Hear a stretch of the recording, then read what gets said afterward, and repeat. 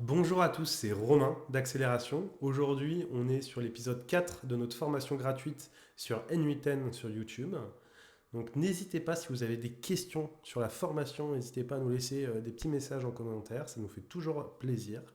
Et donc aujourd'hui, on va s'intéresser aux triggers et donc ce qu'on appelle les déclencheurs, donc c'est les triggers de nos scénarios sur N8N. Donc qu'est-ce qui va lancer l'automatisation?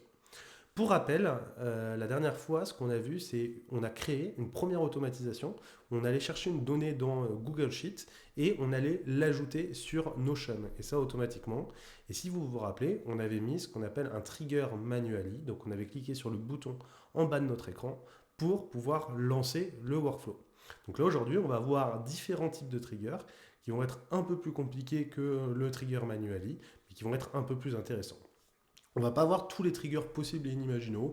On va voir voilà, ceux qu'on utilise le plus communément au sein de nos scénarios.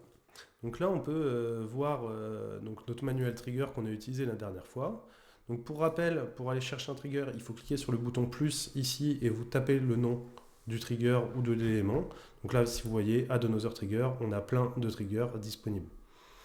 Donc là, on a notre trigger manuellement. Là, ça va être utile quand vous voulez utiliser et quand vous voulez lancer votre scénario de temps en temps. Voilà, vous n'êtes pas obligé de le lancer de manière régulière ou qu'il soit déclenché par une autre automatisation. Donc, il peut être déclenché directement manuellement si vous voulez voilà, que ça soit lancé à votre guise. Second trigger, c'est ce qu'on va appeler le schedule trigger. C'est celui où on va avoir la possibilité de pouvoir le lancer à des intervalles réguliers ou à des heures régulières qu'on va déterminer.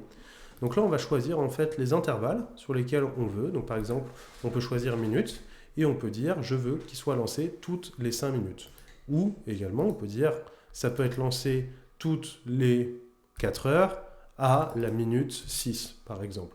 En gros, on peut faire un peu ce qu'on veut, on peut le personnaliser un peu comme on veut. Ça va avoir un objectif, c'est si on veut lancer une automatisation, par exemple toutes les heures, toutes les 2 heures, tous les jours pour aller vérifier, tous les mois ou toutes les semaines pour vérifier des informations, récupérer ou effectuer des actions. Ce trigger est fait exactement pour ça, c'est pour être lancé de temps en temps. Troisième trigger, ça va être notre trigger N8N form. Alors là, vous pouvez voir qu'on a déjà rempli un titre avec test de formulaire. Alors ce qu'il y a sur ces triggers, c'est que vous avez tout d'abord un test URL et un production URL. Le test URL, c'est celui qui va vous permettre de pouvoir tester le formulaire quand c'est en version test, quand vous n'avez pas publié votre scénario. Production URL, c'est quand vous avez publié votre scénario. Et donc ça va être considéré comme de la prod. Là, vous pouvez sélectionner le titre de vos formulaires. Donc nous, on va choisir test de formulaire, par exemple. Et on va pouvoir mettre un name au formulaire. Par exemple, question 1. Une fois qu'on a mis ça, on peut dire que ce field est obligatoire pour notre scénario. Là, on a du coup un premier formulaire normalement qui, si je clique sur le lien et que j'ouvre une page avec ce lien, à ce moment-là, on voit qu'il n'attend pas, ce qui est normal, parce que je n'ai pas activé le workflow ici. Il faut que je sélectionne mon trigger que je veux activer. Donc là, en l'occurrence, c'est mon form trigger, c'est celui-là. Je veux activer mon form trigger. On reprend. Une nouvelle fois, c'est normal, parce que je n'ai pas cliqué sur le bouton exécuter. Donc là, on appuie sur le bouton exécuter et on a effectivement notre bouton avec notre question et on a notre réponse 1, par exemple. Et donc on voit que notre formulaire, là, va déclencher le scénario et il a déclenché le scénario avec notre réponse 1. Donc ça, c'est l'exemple de quand vous ne voulez pas nécessairement utiliser d'autres outils externes comme Tally, Jotform ou n'importe quel outil Typeform, n'importe quel outil de formulaire, N8N propose directement un formulaire. Alors de mémoire, je crois que c'est un formulaire qu'on ne peut pas embed directement sur son site internet. Pour ça, du coup, il y a d'autres types de formulaires. Mais par exemple, si vous souhaitez envoyer des formulaires un peu rapidement et des formulaires plutôt simples, vous pouvez tout à fait utiliser ça. Autre chose sur ce formulaire aussi que je me suis noté, c'est qu'il n'y a pas de conditional logique sur ce formulaire. Donc vous ne pouvez pas dire si réponse A, j'affiche question B ou non. C'est quelque chose qui n'est pas disponible encore sur ces formulaires. Prochain node qu'on va utiliser et trigger qu'on utilise généralement, c'est le webhook. Alors le webhook, vous allez beaucoup l'utiliser. Le webhook, c'est ce qui va nous permettre de pouvoir connecter généralement d'autres outils à notre scénario. Et donc en fait, vous allez utiliser un lien qui est le lien de production. Généralement, vous prenez le lien de production. En HTTP méthode, il faudra mettre la méthode que le HTTP request fera pour votre webhook. Donc si le HTTP request fait une requête post, il faut mettre post ici. Il faut bien faire attention à ça. Et donc du coup, l'outil qui vous enverra une requête, il faudra lui donner ce lien pour pouvoir vous envoyer la donnée. Et derrière, vous recevrez la donnée en fonction de la requête HTTP que vous aurez reçue. Et ça va nous permettre de déclencher un scénario.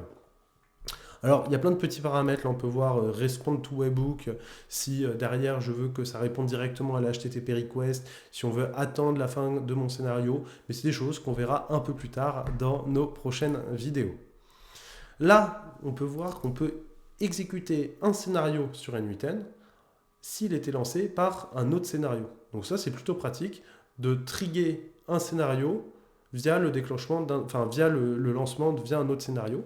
Donc ça, c'est plutôt un avantage. C'est quelque chose qu'on peut faire aussi via le webhook, c'est-à-dire qu'on peut se dire, je mets une requête HTTP dans mon scénario 1 pour lancer le webhook dans mon scénario 2, mais ça peut se faire aussi via ce node directement. Dire après, alors c'est des choses que ça, on verra plus quand on va faire des agents IA, donc ça interviendra un peu plus tard dans notre formation, mais l'idée, c'est de se dire, en gros, on va vouloir chatter avec N8N. Et donc ça, c'est un node qui va nous permettre de pouvoir tester et de chatter directement avec notre scénario. Et donc, en gros, on va pouvoir lui envoyer un input dans un chat et lui va nous répondre, quand on est avec un agent IA, directement son output dans notre chat.